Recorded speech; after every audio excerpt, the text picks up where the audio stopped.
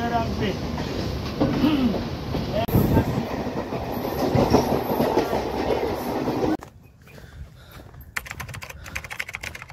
জঙ্গলের ভিতরে ঢুকে পড়েছি, চারদিকে পুরো জঙ্গল। 8ই ফেব্রুয়ারি 1781 ইংল্যান্ডের কর্নওয়াল শহরে জন্মান তিনি। পরে ইংল্যান্ডের পোর্টসমাউথ থেকে তিনি জাহাজ ইউনিয়নে করে ভারতের উদ্দেশ্যে রওনা হন। এর 9 মাস পর 1806 সালে তিনি মাদ্রাস বা বর্তমান চেন্নাই শহরে পৌঁছান। পরে সেখান থেকে তিনি আসেন বাংলায় তথা কলকাতায়। এটা জিনিসটা হচ্ছে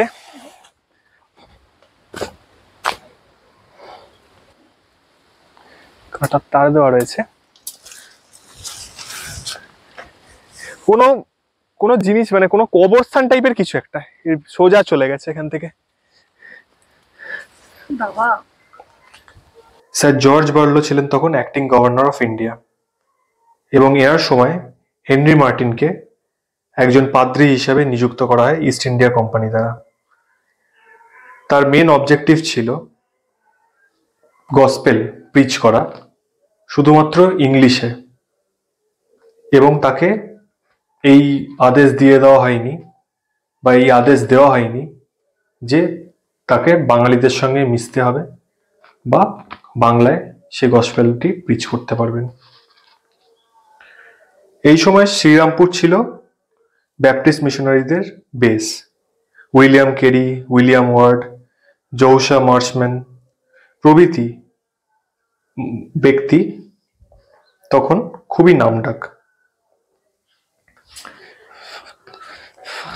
এই সময় হেনরি মার্টিনের সঙ্গে সাক্ষাৎ হয় ডেভিড ব্রাউনের এবং তার কথা অনুযায়ী তিনি আসেন শ্রীরামপুরে। শ্রীরামপুরে আসার পর ডেভিড ব্রাউনের অ্যালডিন হাউসে তিনি কিছুদিন থাকেন এবং সেখান থেকে ভিতরে দেখা যাক তিনি খুঁজে পান এক ধ্বংসপ্রাপ্ত মন্দির। এই ধ্বংসপ্রাপ্ত মন্দিরে তিনি তার বাসস্থান ঠিক করেন।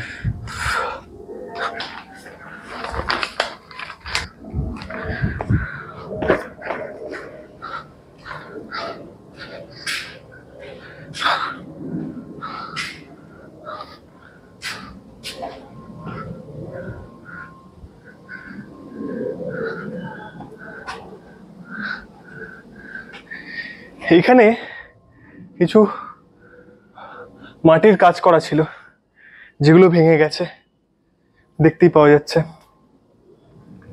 সিমিলারলি এইদিকেও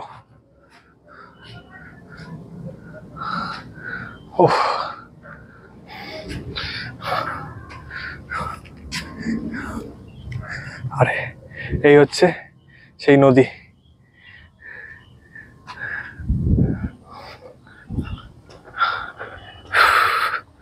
পুরো জঙ্গলের মধ্যে দিয়ে এই প্যাগোডা।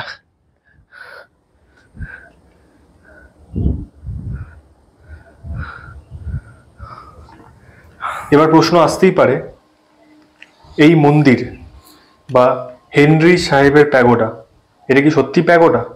আসলে না, এই প্যাগোডার ইতিহাস হেনরি বাবু আসার অনেক আগে থেকেই শুরু হয়েছে।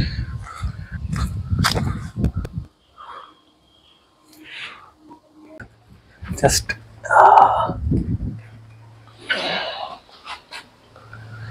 জায়গাটা খুব সুন্দর। হ্যাঁ, জায়গাটা পুরো ভেঙে পড়েছে, কিন্তু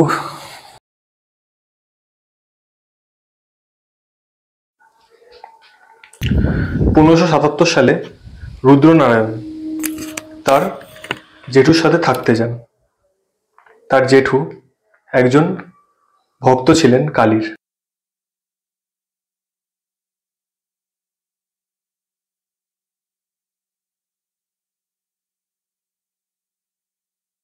কিন্তু এই কথাটি মনে রাখতে হবে, রুদ্রনারায়ণ ছিলেন একজন গৌরাঙ্গ ভক্ত এবং কালী আরাধনার মধ্যে গৌরাঙ্গ আরাধনা করা যেত না সেই সময়। এর ফলে ব্যথিত হয়ে রুদ্রনারায়ণ শ্রীরামপুরে চলে আসেন এবং সেখানে সাধনা দ্বারা তিনি বৈষ্ণব ধর্মে দীক্ষিত হন। একদিন রুদ্রনারায়ণ তার স্বপ্নে রাধাবল্লভজিউকে দেখতে পান এবং তাকে রাধাবল্লভজিউ বলেন যে একটি পাথর আছে এবং তিনি সেই পাথরটি খুঁজে পান এবং এই পাথর থেকে তিনি রাধাবল্লভের একটি মূর্তি খোদিত করেন এবং এই মূর্তিটি তিনি তৈরি রাখেন এবং এই মূর্তিটি তিনি রাখেন সেই মন্দিরে, যাকে আমরা হেনরি সাহেবের প্যাগোডা বলি। যেহেতু সেই সময় হুগলি নদীর মুখ পাল্টাচ্ছিল এবং যাতে এই নদীর মন্দিরটি ভেঙে না যায় এবং যেহেতু এই মন্দিরটি ভেঙে না যায় তাই জন্য নয়নচাঁদ মল্লিক 1764 সালে একটি নতুন মন্দির তৈরি করে রাখেন, যাকে রাধাবল্লভজিউর মন্দির বলা হয় এবং এই মন্দিরটি প্রায় পরিত্যক্ত অবস্থায় থেকে যায় এবং এই মন্দিরটিকে খুঁজে পান হেনরি সাহেব এবং এখান থেকেই এই মন্দিরটির নাম হয় হেনরি সাহেবের প্যাগোডা।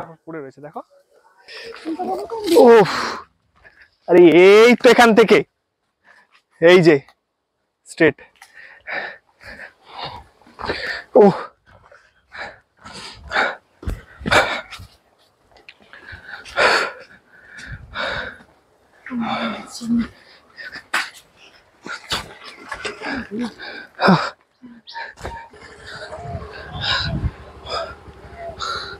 তো এইটাই ছিল প্যাগোডা ভ্রমণ জঙ্গলের ভিতর দিয়ে।